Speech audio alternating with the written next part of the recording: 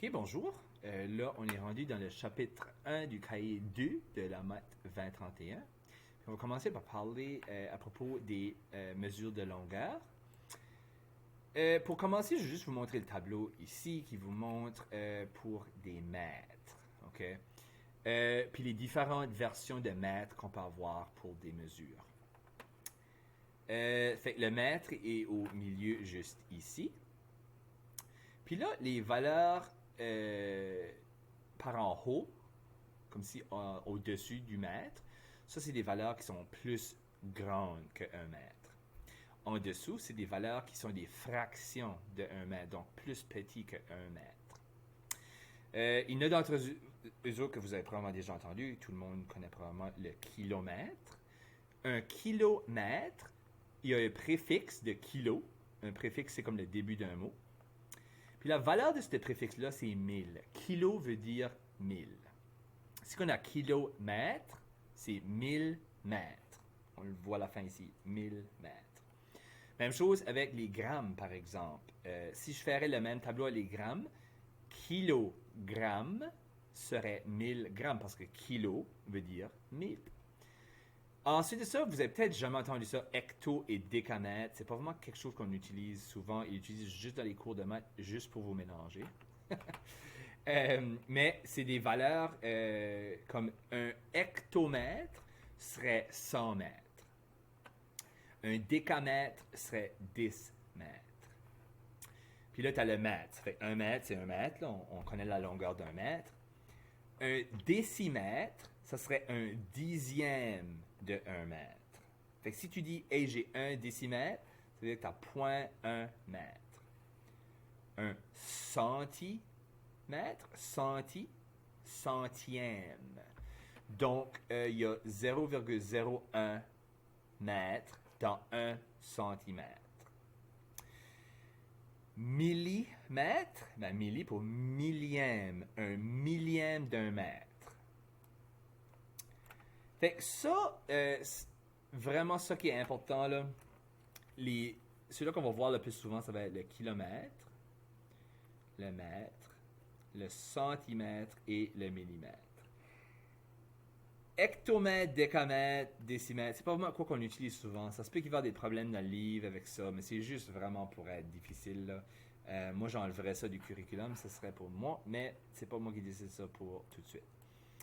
Fait que là, je vais juste vous montrer... je vais vous montrer comment le livre vous montre comment convertir des unités. Fait essentiellement, on va convertir des choses, par exemple, de kilomètres à des mètres, ou de mètres à millimètres, ou millimètres de nouveau à mètres. Toutes ces choses-là. Je vais vous montrer comment ce qu'ils font dans le livre, mais je vais peut-être vous montrer la méthode que moi j'utilise aussi parce que je trouve ça plus facile, c'est plus basé sur la compréhension et non la mémorisation. Mais vous pouvez utiliser la méthode que vous voulez. Ok, on va commencer ça.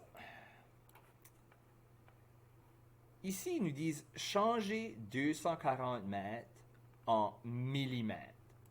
La façon dont eux autres montrent ça, ils utilisent le diagramme ici. Fait qu'on voit dans les kilomètres, hectomètres, décamètres, décimètres, centimètres, millimètres.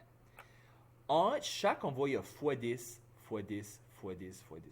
Puis on voit qu'il y a une flèche ici. La flèche va vers la droite. Donc, lorsqu'on est en train d'aller vers la droite sur le diagramme-là, ici, vous voyez, on veut des mètres en millimètres. Fait qu'on va aller de mètres jusqu'à millimètres. Fait que ça qui veut dire, on va prendre le chiffre, puis on va le faire x10, x10, x10, puis ça va nous donner les millimètres. Fait que si je fais 240, 240 x10, x10, x10, ça fait 240 000. Puis ça, c'est en millimètres maintenant. Fait que ça, c'est avec le diagramme. Je vais vous montrer comment est-ce que moi je ferais ça. Il faut quand même que tu saches des équivalences, mais je pense que vous les savez peut-être déjà, dépendamment si vous avez travaillé des mesures. Fait que moi, je commencerai avec 240 mètres. Puis moi, je vais faire des multiplications et des équivalences jusqu'à temps que je tombe avec des millimètres. Fait si je mets 1 mètre en bas, parce que là, je veux des mètres en haut et en bas de ma multiplication pour qu'ils s'annulent. Puis dans 1 mètre, ben moi, je sais qu'il y a 1000 millimètres. Milli-1000, hein, c'est des millièmes, donc c'est un 1000. Donc, là, les mètres vont s'annuler, puis on va rester avec des millimètres. Ça fait qu'on va faire le même calcul qu'on a fait en haut. Fois 10, fois 10, fois 10, c'est fois 1000, vraiment. Fait ici, on va faire 240 fois 1000, qui va nous donner la même réponse. 240 000 millimètres. OK. Et juste pour vous montrer, c'est comme ça. Moi, je fais ça. Je vais le faire probablement avec tous des exemples. Là. Mais si vous avez le diagramme-là, utilisez-le. Mais c'est juste que pour l'utiliser sur un test, il ne va pas être donné. Ça fait qu'il faudrait que tu mémorises tout ça. Peut-être c'est pas trop difficile pour des tels gens. Il faudrait que tu le dessines comme sur ton test avant de commencer. Maintenant, si on fait le contraire, puis on change une unité qui est petite à plus grande. Fait, vous voyez ici, on a le même diagramme essentiellement. Ça regarde comme des plus, là, mais c'est des divisions. C'est juste la photocopie qui n'est pas belle. Puis ici, qu'on va faire la gauche, maintenant, ce qu'on va faire, on va diviser par 10 à chaque bond. Fait que là, on a des mètres. Puis on veut les changer en kilomètres. Et vous voyez, on divise par 10, divise par 10, divise par 10. Fait que tu veux diviser par 10 3 fois ou diviser par 1000 en deux. Fait là, il y a 24 divisé par 10, divisé par 10, divisé par 10. Ça va donner 0,024 km. Maintenant, je vais le faire dans ma méthode. Puis vous utilisez la méthode que vous voulez. Là. Je ne vais jamais vous forcer d'utiliser une méthode ou l'autre. Fait que 24 mètres. Encore, je mets les mètres en bas. Ça fait ici, ce qui va arriver, c'est que je veux en kilomètres. Ça fait que moi, je sais que 1 kilomètre, c'est 1000 mètres. Fait que là, c'est ça l'équivalence. Fait qu'on enlève les M, il va rester les kilomètres. Fait ici, on va faire 24 fois 1 divisé par 1000. Fait qu'on fait la même chose qu'on a fait là, essentiellement. J'ai une différente façon de le voir. Ça donne encore la même chose.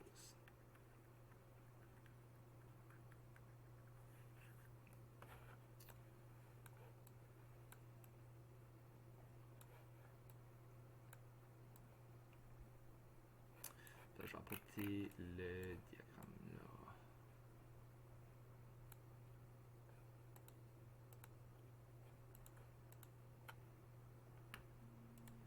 Ça.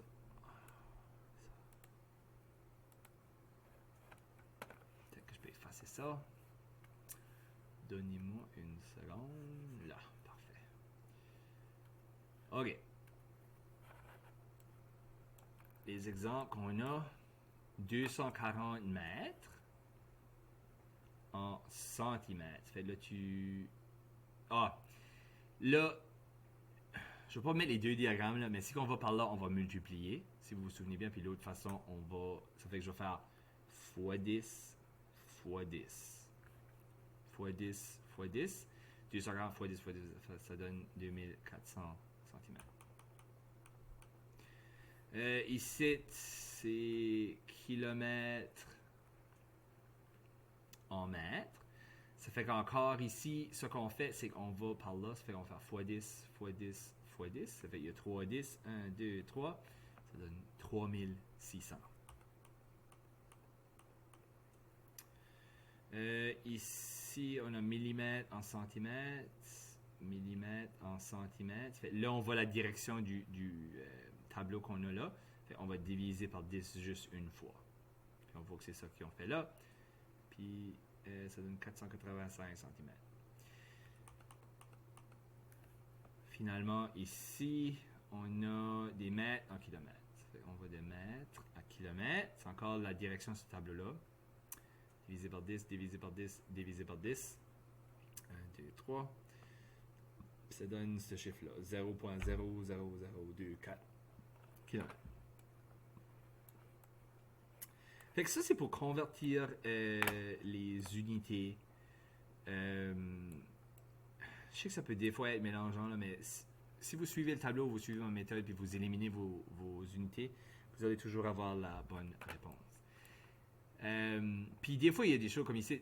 Tu voudrais jamais changer 0.24 mètres en kilomètres. Parce que imagine dire à quelqu'un comment loin qu'est quelque chose, tu dirais c'est 0.00024 km.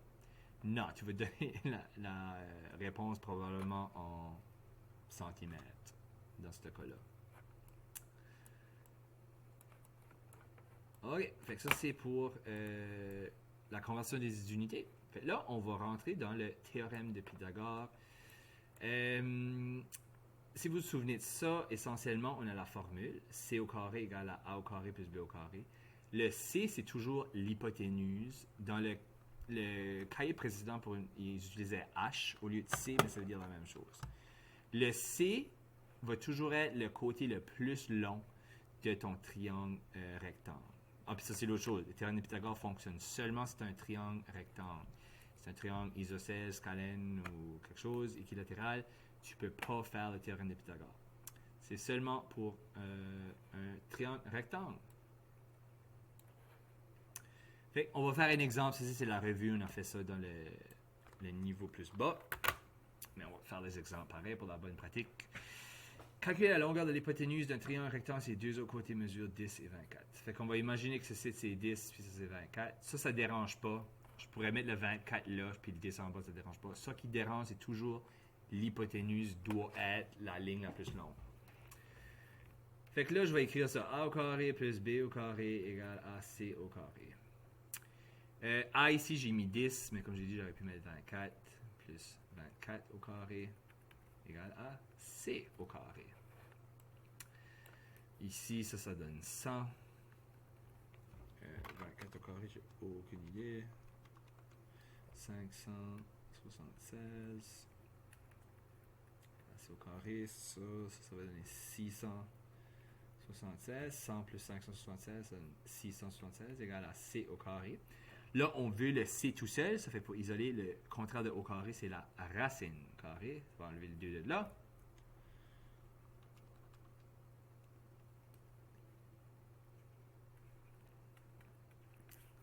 Fait, le côté mesure 26 cm. L'autre ici serait 26 cm. Fait que là, on va avoir un exemple de l'autre type de problème qu'on peut avoir avec le théorème de Pythagore. Ici, ce qui arrive, l'hypoténuse est donnée. On ne cherche pas l'hypoténuse, on cherche un des côtés. Fait ici, disons que ça va être A, puis ceci, c'est B, puis ça, c'est C. Ça veut dire, de nouveau, A ou B, je pourrais dire que ça, c'est B ou A, ça ne dérange pas, c'est le C qui dérange. Le C, il faut que ça soit le 34. Fait que là, si je fais la même formule, A au carré plus B au carré égale à C au carré. Ici, ce qui va arriver, le A au carré, on ne le sait pas, c'est ça qu'on cherche. Plus B au carré, ça va être 30 au carré. Oh, 30 à la 0. 30 au carré. Puis là, le C, c'était 34 au carré. Alors, A au carré plus 30 au carré, ça c'est 900. 900. Puis là, t'as 34 au carré.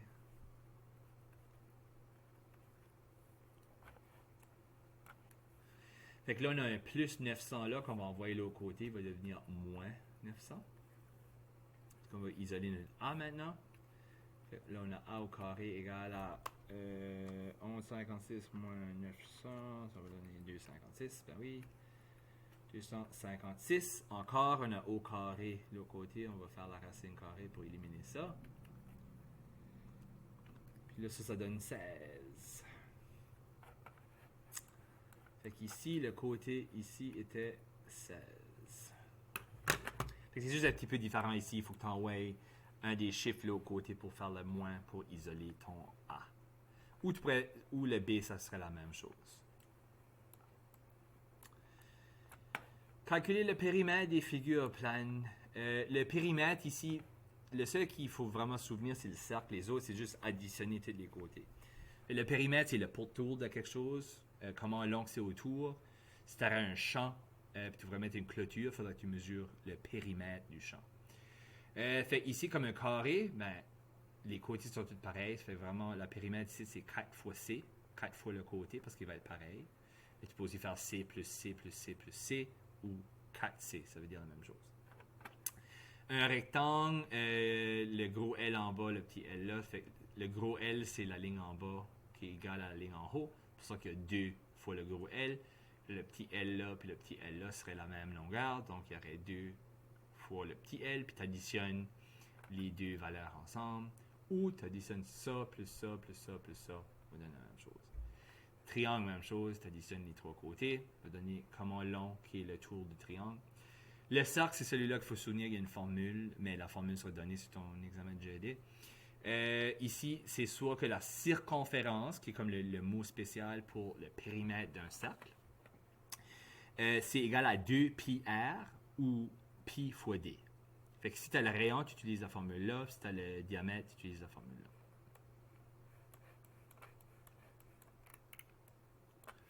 Un carré.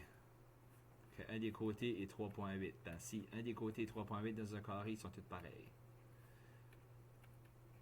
Fait qu'on peut faire 3.8 fois 4 ou 3.8 plus 3.8 plus 3.8 plus 3.8. 3.8 fois 4, ça donne 15.2. Fait que là, le périmètre va être de 15.2 cm. Puis ici, on a juste des centimètres. Le au carré, ça c'est pour l'air, puis le 3 c'est pour le volume. Périmètre, c'est juste une longueur. Ça fait qu'on donne juste un centimètre normal. Trouver le périmètre d'un rectangle. La longueur est 6.8 puis la largeur est 4.3. Ça fait que là, tu aurais un rectangle.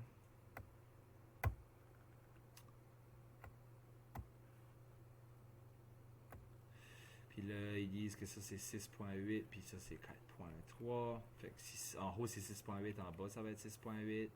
Puis à la gauche, ça va être 4.3. Fait que là, tu peux utiliser la formule où tu juste les additionnes. 6.8 plus 4.3 plus 6.8 plus 4.3.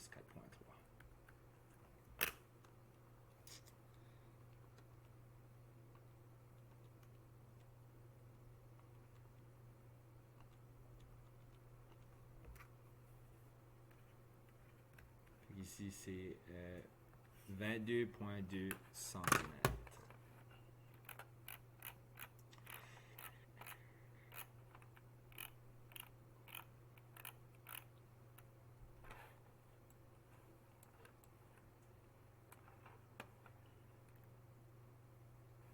OK, fait là, on a un triangle maintenant. Calculer le périmètre d'un triangle dont les côtés mesurent ça, ça et ça. Là, on va imaginer une sorte de triangle. On va avoir 33.6, 32.0, puis le 10.3. Puis le périmètre, tu les additionnes tout ensemble. Savoir la longueur autour du triangle.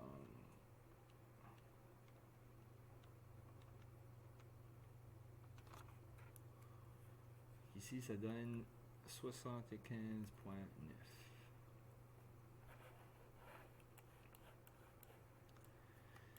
Ici, même si c'est une forme qu'on n'a jamais vue, ils disent calculer le périmètre de la figure suivante. Le périmètre est tout la même chose. Fait que là, on a toutes les longueurs de côté. On a juste besoin de toutes les additionner ensemble.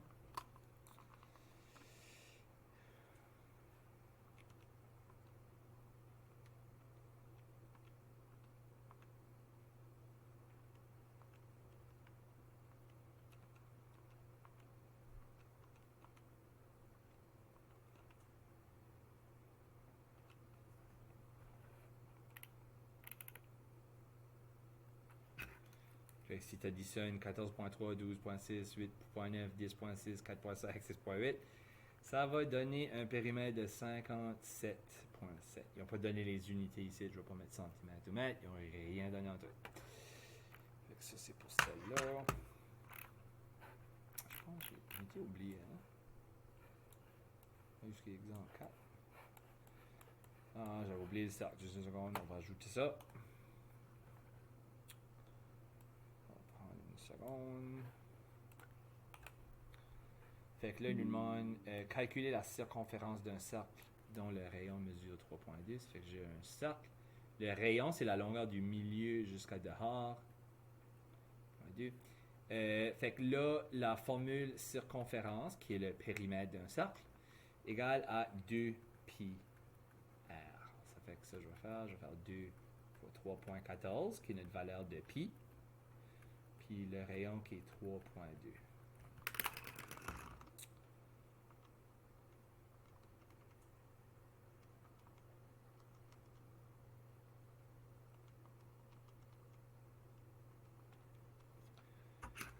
Puis là, ça nous donne 20.096. Puis là, c'est des centimètres. Et ça va nous donner le tour du cercle. Fait que je pense que ça, c'est la fin des mesures. Fait qu'on se verra dans le prochain chapitre.